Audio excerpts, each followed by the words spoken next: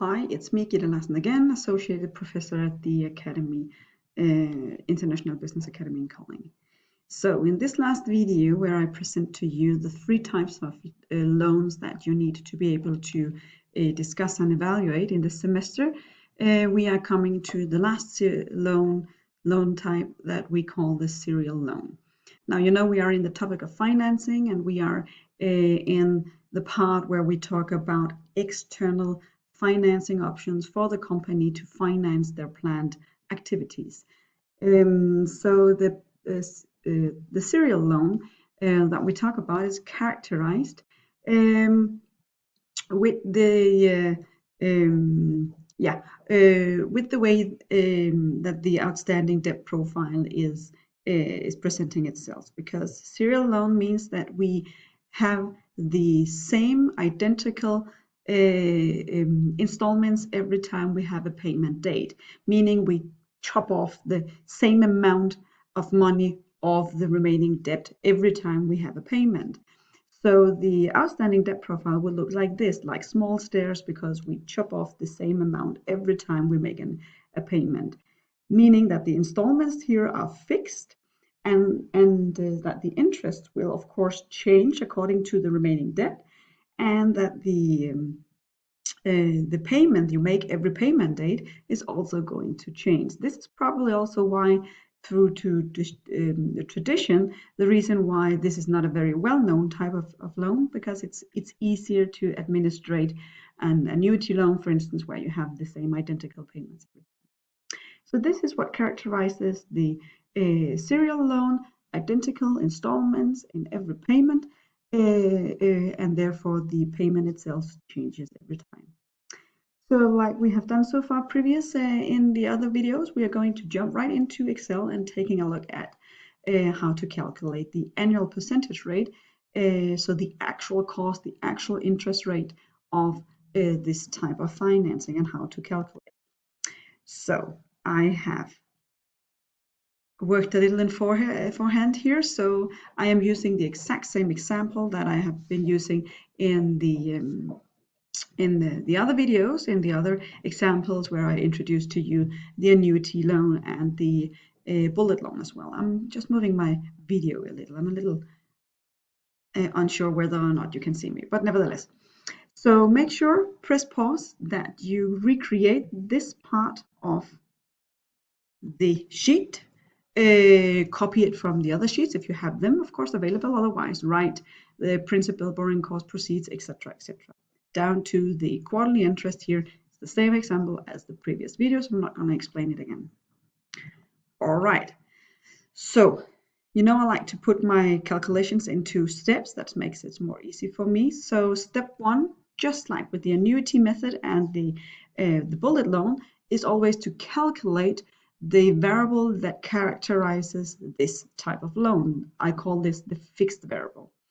And in this case, the variable that is going to remain fixed throughout the whole duration time is the quarterly payments. Oh, I can see I have already calculated here. Let me just delete it. So we know that we want to have the same installments. We want to be sure that we chop off the exact same amount of the remaining debt every time we have a payment. So what we do, very simple here, is we take the principal, so the whole amount that the company must pay back, and we divide it with the number of payment dates that we have, with the number of terms we have, in this case 40. That's it. Press enter every time the company needs to or wants to chop off 450,000 of this debt. All right, so what is different here in the serial loan is in annuity and bullet loan, we only had like 2 steps to calculate the annual percentage rate. But here with the serial loan, we actually have 3 steps. So step 2, using the serial loan here, is to create a so-called amortization table. Now you can create amortization table on the other types of loans as well, but here is here in the case of serial loan, you will need the amortization table to calculate the annual percentage rate. So therefore, we need to create the amortization table. But you could create an amortization table on all types of loan. The amortization table consists of the following columns here. So the payment term that we are in, I call this the year. The remaining debt at the beginning of the period, I call it year start here, could be period start, you call it whatever you prefer in this case. So the amount that is the remaining debt at the beginning of the period. Then they calculate interest of that period, the installments, so the amount that we in this case chop off, and then we add the interest and the installments together and we get the payment. And then the last column, column 6, is going to be the remaining debt at the end of the period. In this case, I have written year in, you could just say payment period. All right, always these 6 columns. And then we will start to fill in with the with different numbers here in this table. So we always start, like you also did in the investment part, we start in year 0. And in this case, I want the amount that we put in here, I am putting it as a negative number, so press a little minus in front and put in the proceeds, so the amount that the company will actually receive. I know the logic behind this is not very logical at all, but just stay with me here, because what we need is to be able to use the IRR function, if you remember that, the internal rate of return function, and that function needs a negative starting input here. So that's it for year 1, year 0. So year 0, the row where we have that, is only the proceeds that we put into the payment. So let's start with year 1. The remaining debt in year 1 is, of course, the total principal. So go up and pick up that information from up in your data area. Now the interest. Remember, we have quarterly payments, therefore we have quarterly interest. I want you to fix this interest cell here. Press F4 on a normal keyboard, or FN F4, or Command T if you have a MacBook, right? So the reason why we want to fix this cell is because we want, of course, to use Excel in a smart way. We're not necessarily working hard, but smart. So we want to be able to copy this function further down. So fix this cell with the quarterly interest and multiply it with the information of the remaining debt at the beginning of the period, because we are obviously paying interest of the whole period for the whole period. All right. So installments we have calculated, so pick up the information from the cell, in my case here, B15, where I calculated the installments. And I want to fix that cell because this installments is not changing at all when we start to pull down the functions. So the payments would be the interest plus the installments. We're not fixing anything here because we want to be able to make Excel follow as we go along. And the remaining debt at the end of the period is then, of course, the remaining debt at the beginning minus the installment. I have seen many students here make the mistakes to minus the full payment. Now that would be nice, but no, that's not the amount that we are chopping off the remaining debt. So remember only to subtract the installments in this case. All right. So this is then the information that is inside of an amortization table. We need to start year 2 before we can start using Excel for what Excel is best for.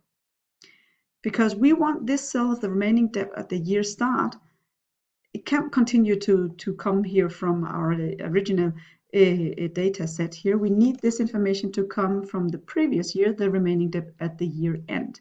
That is the debt that we start paying interests to when the year continues. So enter. But actually the rest of the row, we don't need to calculate that again. We can simply just copy the rest of it down like this. So now we are ready to copy. I want you to mark row 2 in your table, hold down the left mouse button, go to the little square you see on the right side of your row here, so that Excel makes this little, you need to, of course, release the mouse button, and then when you pull over here and you have this little plus here, then you press down and hold down the left mouse button. And then you start to pull down. And you can see Excel will calculate or count for you. Now we're in year 6, year 7, year 8, you need to take it all the way down to full 40 payment dates. And then release. And you will see the remaining debt at year 0 is of course, at year 30, payment 40 is of course 0. So this, my ladies and gentlemen, this would be the amortization table. You could create this for all types of loans, but in this case, we needed to calculate the annual percentage rate. So back to our steps. Step 3, in this case, calculate the actual interest. So actual interest. Now remember, in this case, this is going to be quarterly. And as I mentioned before, what we do here is we go up into the functions and find the IRR. I know it says IA here, but that's the Danish term. But IRR function, internal rate of return. It's asking for values, and the values you want to put in there would be the column for your payments. Starting with the negative beginning input with the proceeds, so that we take the 200,000 in borrowing costs in consideration, and then fill in all of the information from that total column. Press enter. 2%, that's not totally accurate. Let's put a few decimals to this, 2 or 3, whatever you prefer. And here is the actual quarterly interest. So let's make this annual percentage rate. We take the 1 plus the interest we've just calculated, and we take it 4 times forward in the time, because we have 4 payments per year. And we have now calculated the actual interest for 1 payment, but we want to take it 4 times forward in time. We want to isolate the interest, so we will subtract 1. Let's do it. 1 plus the interest that you have just calculated to be the actual interest, uplifted, uplifted, there you are, into 4, and isolate the interest. Enter. Make it into percentage and add a few decimals. So the actual cost, instead of the price of 6% per annum, considering all of the borrowing costs as well, you will end up with 6.415 to be the annual percentage rate that this loan would cost. So now we have tried to calculate the annual percentage rate for both annuity, bullet, and serial loan. So what to do with this information? We want to evaluate them. We want to take a look at these evaluation criteria that we have gone through in class. How do we evaluate them? So what we do is we just structure them and we set them up in a table to be able to compare and then evaluate. Now, I've mentioned to you that the liquidity stages is the one most important evaluation criteria. The company especially needs to make sure that they can create that kind of liquidity when making their payment every payment date. And of course, you want to compare that to whatever balance structure analysis, liquidity ratios you have calculated. If the company already has a low liquidity ratio, then of course you might want to mention that they should go for a loan with a very low liquidity stage level as well. So you fill in the information that you have, the quarterly payments for annuity, bullet, serial loan, just mention the information. One of the evaluations criteria was the annual percentage rate, so the cost of it. You set in the information you have from your calculations. Flexibility, what if we want to repay the loan before duration time end? What is the cost of that? What if we want to make an extra payment? Can we do that? What will it cost us, etc.? What is the amount that the company actually receives? That can be different in the different types of loan.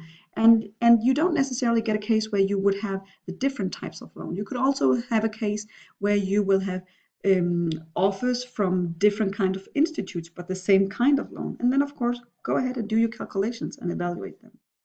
So you should, of course, if the company needs a lot of money, go for the highest proceeds. You could also talk about risk. Is there any currency risk, any other types of risk that is mentioned in the case that the company needs to consider if taking one or the other offer? Yeah, flexibility, proceeds, risk could also be if the company needs to be able to